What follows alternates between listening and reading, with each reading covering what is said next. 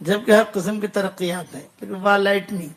عرب ہمیں وہاں لے جاتے ہیں 14ویں صدی میں اور کہتے ہیں کہ حضرت وہ قبیلے بنی سلیم کا قصہ بیان کرو یہاں. میں وہاں بیان کرتا ہوں. میں نے کہا جنات کی وجہ سے یہ قبیلہ مسلمان ہوا. عباس ابن مرداس السلمی، مرداس یہ پجاری تھا، یہ سادھو تھا مرداس، اور بڑا سادھو تھا. سارے عرب اسے بہت مانتے تھے. سارے عرب دو لوگوں کو بہت مانتے تھے، ایک مرداس کو مانتے تھے اور ایک شعرا کو مانتے تھے. شعرا یہ ستارے کا نام ہے، اسی لیے قرآن میں کہا وَأَنَّهُ هُوَ رَبُّ الشَّعْرَى. تم شعرا کی عبادت کرتے ہو، شعرا کو پیدا کرنے والا تو میں ہوں. سورہ نجم میں کہا گیا وَأَنَّهُ هُوَ رَبُّ الشَّعْرَى. بھی اللہ ہی تو ہے جس نے شعرا کو پیدا کیا اور تم شعرا کی عبادت کرتے ہو. اور انسانوں کے اندر یہ مرداس کو بہت مانتے تھے. بہت بڑا سادھو تھا، پجاری تھا. جب اس کا انتقال کے وقت قریب آیا تو علماء نے لکھا ہے کہ اس نے اپنے بیٹے عباس کو بلایا اور عباس کو بلا کر اس نے یہ کہا کہ دیکھ بیٹا، میں تو مر رہا ہوں، میرے دنیا سے جانے کے بعد کوئی بھی حالات آوے تم پر تو یہ بت ہے، بڑا بت، اس کی پوجا پاٹ کرنا، خوشبو لگانا، یہ تمہاری پریشانیاں دور کرے گا. یہ مرداس نے وصیت کی، وصیت کر کے مر گیا. اب مرنے کے بعد عباس ابن مرداس کہتے تھے قسم اس کو دفن کیا. مشرکین مکہ ان کے مردوں کو جلاتے نہیں تھے، دفن کرتے تھے. مدینہ منورہ میں بھی، مکہ مکرمہ میں بھی. اسی لیے مسجد نبوی ابھی جو ہے یہ مشرکین مکہ کا قبرستان تھا. مشرکین مدینہ کے جو مشرکین تھے ان کا قبرستان تھا. جو پرانی مسجد نبوی وہ قبرستان تھا مشرکین کا. حضور نے فرمایا بھی یہ کیا ہے؟ تو صحابہ نے کہا کہ حضرت یہ مشرکین کا قبرستان ہے. آپ نے کہا بھی ہمارا تو قبضہ ہو گیا ہے، جو قبریں اسے کاٹو اور جو نئی لاشیں ہیں سب کو نکالو، باہر پھینکو اور اس کو کاٹ کر اسے مسجد میں داخل کرو. مسجد داخل کیا اس کو. وہ لوگ یعنی جلاتے نہیں تھے. ہمارے برادران وطن جلاتے ہیں، وہ لوگ جلاتے نہیں تھے، وہ دفن کرتے تھے. مشرکین مکہ بھی، مشرکین مدینہ بھی، سارے کے سارے. تو یہ مرداس جو تھا یہ مر گیا تو سارے قبیلے کے 400 آدمی تھے، لیکن یہ 400 آدمی پورے حجاز پر بھاری تھے. دادا قسم کے مالدار، مال بھی ہے ان کے پاس، ہتھیار بھی ہے. ہر آدمی ڈرتا تھا. مرداس ختم ہو گئی بات. لیکن مرداس نام مت رکھنا بھائی. ہاں مرداس نام مت رکھنا. میں کوئی نام لیتے ہوئے اس لیے ڈرتا ہوں کہ لوگ خالی نام سنتے ہیں اور دھڑلے سے رکھ لیتے ہیں. یہ نہیں، یہ نام رکھنے جیسا نہیں ہے. تو اب جو ہے مرداس کا انتقال ہوا رات کو جو ہے یہ عباس ابن مرداس یہ سوئے ہوئے تھے اور آواز آئی قل للقبیلة من سلیم كلها، قل للقبیلة من سلیم كلها هلك الأنیس وعاش أهل المسجد اودا دماد. یہ دماد بت کا نام تھا جو بڑا بت تھا. اودا دماد وكان يعبد مرة قبل الكتاب إلى النبي محمد إن الذي ورث النبوة والهدى بعد ابن مریم من قریش مہتدی. یہ اشعار کوئی پڑھ رہا ہے. یہ عباس گھبرایا، ارے کون آواز کر رہا ہے؟ یہ جنات تھے، یہ سارے کے سارے جنات تھے اور ایک کے اشعار پڑھ رہے تھے قل للقبیلة من سلیم كلها. قبیلہ بنی سلیم کو ہمارا پیغام پہنچا دو. هلك الانیس وعاش اہل المسجد. تمہارا جو غمخوار بت ہے وہ ہلاک ہو گیا. اب تو مسجد وار جماعت کی چلے گی، مسجد والوں کی چلے گی. هلك الانیس وعاش اہل المسجد اودا دماد وَكَانَ يُعْبَدُ مَرَّةً قَبْلَ الْكِتَابِ إِلَى النَّبِيِّ مُحَمَّدِ صلی اللہ علیہ وسلم. دماغ کو چھوڑو، دماغ اس بت کا نام تھا، دماغ کو چھوڑو، اس کی پوجا پاٹ کی جاتی تھی، لیکن حضور صلی اللہ علیہ وسلم کو نبوت ملنے سے پہلے پوجا پاٹ کی جاتی تھی. اب ایک اللہ کا نبی آیا ہے محمد، اس کی بات مانو. تو یہ عباس نے کہا کہ اس کا ایڈریس تو دے، محمد کہاں رہتے ہیں. تو وہ جنات نے ایڈریس دیا، ان الذی ورث النبوۃ والہدی بعد ابن مریم من قریش مہتدی. وہ ہے جن کو اللہ نے نبوت دی ہے، ہدایت دی ہے موسیٰ علیہ السلام کے بعد، اور یہ قریش میں سے ہے. قریش میں جا کے ڈھونڈو. اور قریش مکہ میں رہتے تھے، ان کے قبیلے قریش کے بڑے بڑے یہ مکہ میں رہتے تھے. عباس بن مرداس کہتے ہیں میں گھبرایا تو باپ کی نصیحت مجھے یاد آئی، کوئی پریشانیاں آوے تو یہ بت کی پوجا پاٹ کرنا، یہ تمہاری پریشانی دور کر دے گا.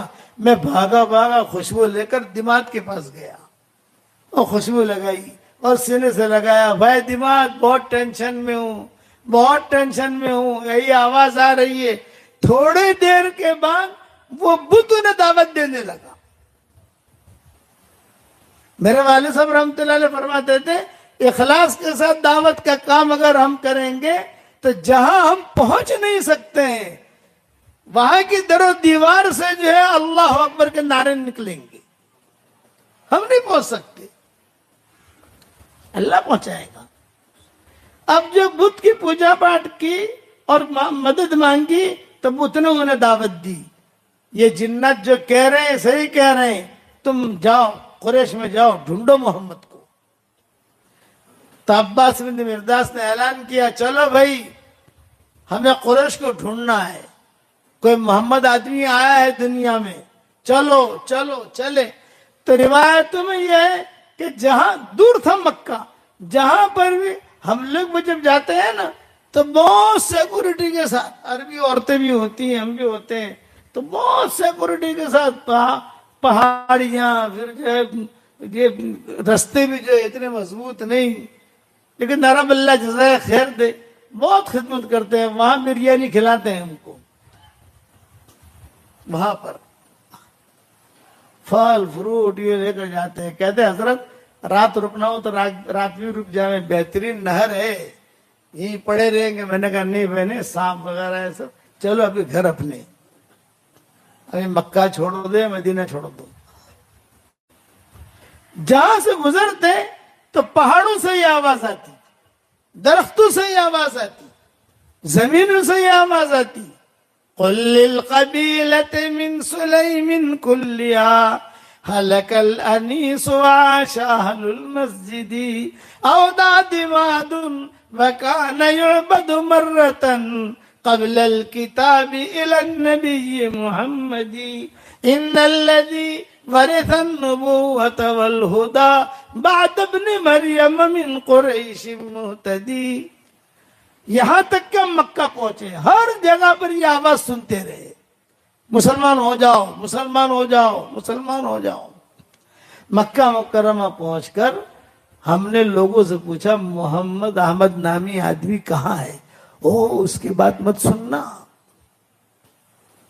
اس کی بات مت سننا، اس کی بات سنو گے تو تمہاری میاں بیوی میں لڑائی ہو جائے گی. تو عباس بن مرداس نے کہا بات سننا نہ سننا بات کی بات ہے، لیکن ہمیں ایڈریس تو اس کا گھر کہاں ہے. چنانچہ وہ مکان ہے.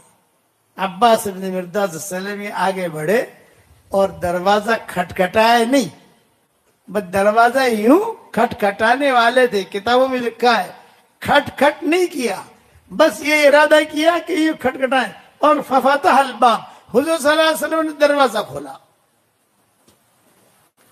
اور دروازہ کھولتے ہی آپ نے کہا اَأَنْتَ عباس ابن مرداس السلمی، یہ آپ نے کہا اَأَنْتَ عباس ابن مرداس السلمی، کیا تو عباس ابن مرداس السلمی ہے؟ تو عباس ابن مرداس نے کہا کہ ہاں میں عباس ابن مرداس السلمی ہوں. فرمایا قصۃ سلمک الذي صار في قبيلة بني سلیم انا ابین ام انت تبین. تمہارے بت کا جو قصہ ہوا ہے تمہارے خاندان میں قبیلے میں بیان کروں کہ تم بیان کرتے ہو؟ یہ آپ نے کہا میں بیان کروں یا تم بیان کرتے ہو؟ تو عباس بن مرداس صلی اللہ علیہ وسلم نے کہا من الذی اخبرک یا محمد، کہ تم کو کس نے خبر دی؟ یہ کہا اللہ اخبرنی، اللہ نے خبر دی ہے تمہارا یہ قصہ ہوا، یہ قصہ ہوا، پورا قبیلہ مسلمان ہو گیا. یہ جناتوں کی دعوت ہمیشہ یاد رکھنا کہ یہ نہیں ہے کہ خالی انسان تبلیغ کا کام کریں گے، یہ نہیں ہے. ہاں جنات میں انسانوں میں ایک فرق ہے کہ جنات ہاسپٹل نہیں بنائیں گے، انسان ہاسپٹل بنائے گا. سمجھ گئے آپ؟ جنات کتابیں نہیں لکھیں گے، یہ نہیں کہتا ورنہ میری پکڑ کریں گے. وہ قرآن تو پڑھتے ہیں نا، تو کچھ نہ کوئی نظام تو بنے گا نا ان کا، لیکن ہاسپٹل نہیں بنا سکتے، ہوائی جہاز نہیں بنا سکتے، دوائیاں نہ بنا سکتے. اس لیے کہ جناتوں کو شوگر کی بیماری ہوتی ہی نہیں ہے، ان کو ہارٹ کی تکلیف بھی نہیں ہوتی، ان کو جو ہے کسی قسم کی کوئی تکلیف ہوتی ہی نہیں ہے، عمریں ان کی لمبی ہوتی ہے. اب تک وہ جنات موجود ہیں جنہوں نے حضور صلی اللہ علیہ وسلم کو دیکھا ہے،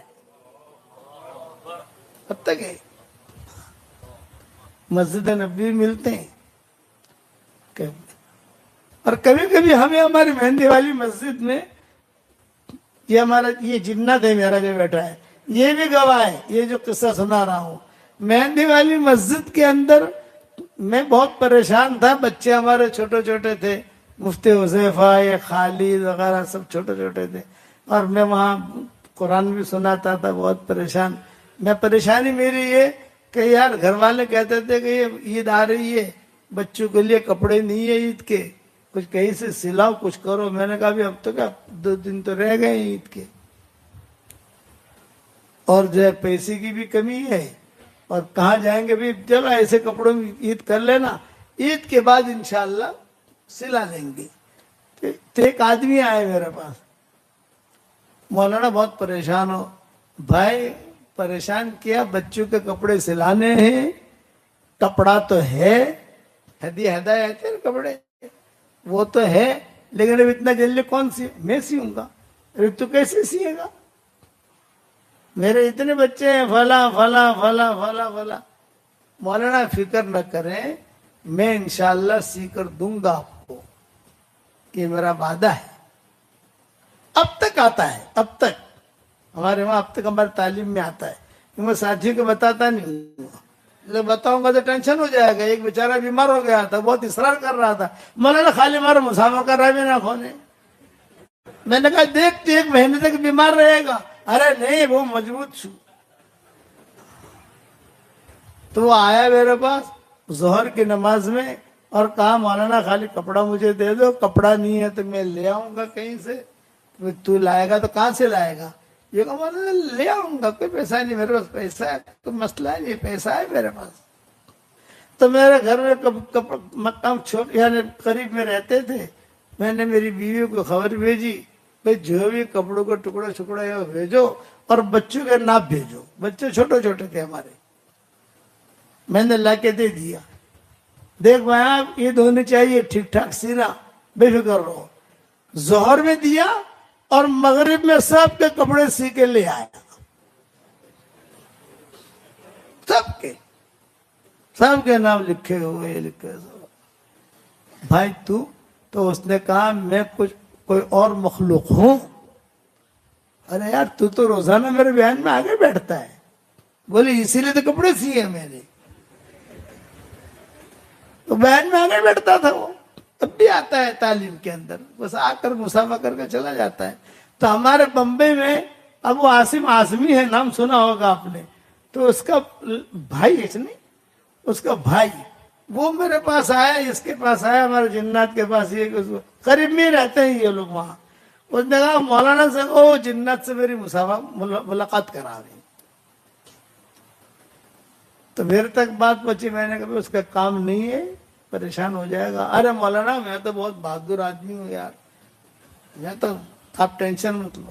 اچھا میں نے کہا فلاں دن عشاء کی نماز میں مہندی والی مسجد میں آنا، لوگ جب مسافے کے لیے کھڑے ہوں گے نا تو میرے پاس خالی کھڑا ہو جانا، جب وہ جنات آئے گا تو میں کہوں گا کہ لے بھائی ہمارے ابو عاصم کے بھائی ہیں، یہ مسافہ کر لیں ان سے، اتنا میں کہوں گا تو سمجھ جانا وہ جنات ہے۔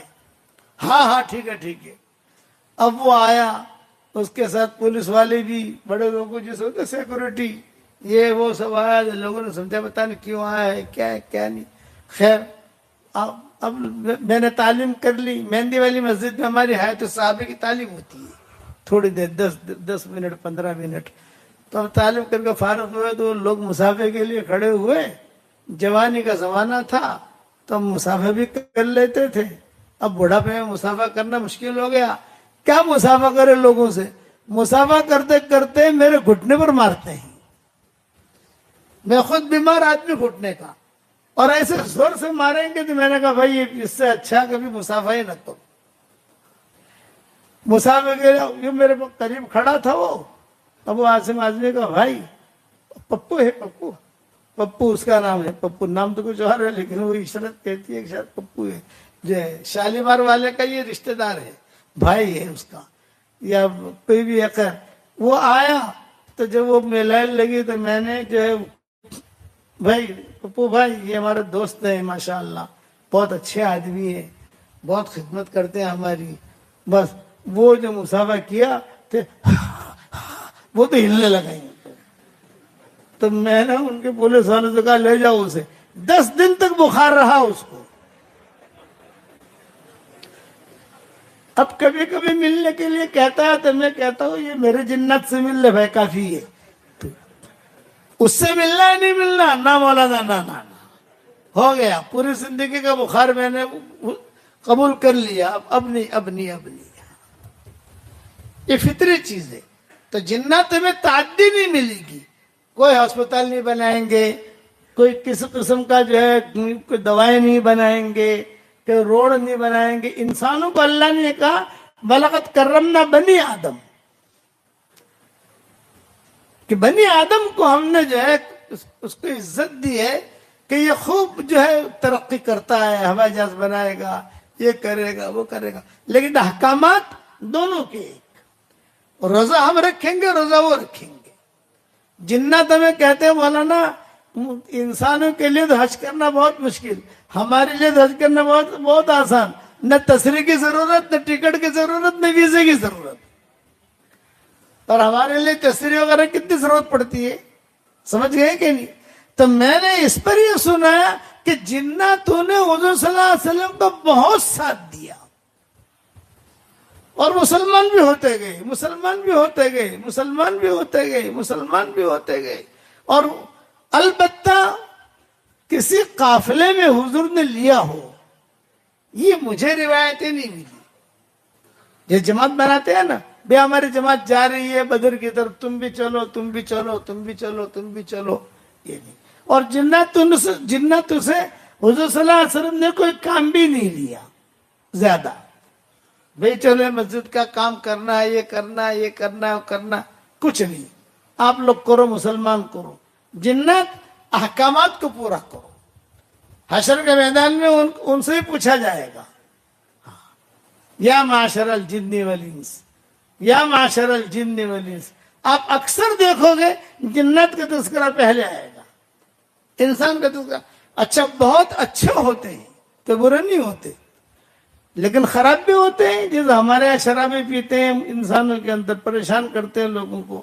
حضور صلی اللہ علیہ وسلم کے زمانے میں ایک جن بہت پریشان کرتا تھا، تو ایک صحابی نے آ کر کہا کہ حضرت یہ بہت پریشان کرتا ہے مجھے، تو حضور صلی اللہ علیہ وسلم نے خط لکھ کر دیا، یہ بتایا کہ خط تمہارے پاس رکھو، اور کہ سلیمان علیہ السلام کی اس میں تعریف کی، یہ کیا وہ خط تو حضور نے جو دیا اس کو، تو جب تک وہ خط ان کے پاس رہا کوئی جن آتا نہیں تھا۔ وہ خط کا میں نے بنا بھی دیا، یہ جو ہے نا ہمارا خط، جو ہمارے 26 صورتیں جو چھپی ہیں اس کے آخر کے اندر وہ خط ہے، جنات کے نام حضور صلی اللہ علیہ وسلم نے لکھا تھا۔ تو یہ تو ایک بیان کا میں نے تذکرہ کیا، 6 بیانات کیے نا، حضور نے کتنے بیانات کیے جناتوں میں بھائی؟ تو 5 بیان رہ گئے. کتنے بیان رہ گئے؟ تو 5 انشاءاللہ اللہ تعالیٰ جب دوسری مرتبہ لائے گا اس وقت بیان کروں گا، لیکن سننے جیسے ہیں کہ حضور نے ان میں کیا احکامات بتائے، کہ حضور نے کیا احکامات بتائے ان کو. تو یہ یہاں جو طائف سے واپسی پر جو پہاڑوں پر جو جنات آئے انہوں نے حضور کی بہت خدمت کی. تو حضرت زید ابن حارثہ کہنے لگے حضرت ٹھیک ہے یہ لوگ آتے ہیں، کھانا لاتے ہیں، فروٹ لاتے ہیں، لیکن اپنا کیا کرنا؟ یار ہم تو بیٹھے ہوئے ہیں. آپ نے فرمایا چلو اخنس ابن شریک کو بلاتا ہوں. تو حضور نے اخنس ابن شریک کو بلایا، وہ بھی چودھری تھا. اور حضور صلی اللہ علیہ وسلم نے کہا بھی دیکھو ہم پریشان ہیں، ہم 2 ہیں، ہماری بیوی بچے مکہ میں ہیں، میری بیوی بھی حضرت سودا نکاح میں آ گئی تھی حضور صلی اللہ علیہ وسلم کے. تو یہ جو ہے میری بیٹیاں بھی ہیں، طائف والے وہاں جانے نہیں دیتے، مکہ والے یہاں جانے نہیں دیتے، تو تم ہماری مدد کرو. بولے کیا مدد چاہتے ہو؟ تم ہمیں پناہ دو. کہ کسی کو پناہ دے تو کوئی مار نہیں سکتا. اخنس ابن شریک نے کہا کہ مکہ میں اتنا گرم ماحول ہے آپ کے خلاف، اتنا گرم ماحول ہے کہ اگر میں نے پناہ دی تو مکہ والے مجھے قتل کر دیں گے، جب پناہ نہیں دیتا میں. چلے گئے. اب حضور صلی اللہ علیہ وسلم نے متم کو بلایا. یہ متم حضرت عائشہ کا پرانا ہونے والا خسر. حضرت عائشہ کی منگنی متم کے بیٹے کے ساتھ ہوئی تھی، تو منگنی کینسل ہوئی، پھر حضور کے ساتھ رشتہ چلا. بڑا لمبا قصہ میں بیان کرتا ہوں. حضرت خولہ جو تھی یہ جگ ممانی تھی. حضرت خدیجہ کے انتقال کے بعد، حضرت ابو طالب کے انتقال کے بعد حضرت خولہ آئی حضور صلی اللہ علیہ وسلم کے پاس، اور خولہ نے آ کر کہا حضرت بہت پریشان نظر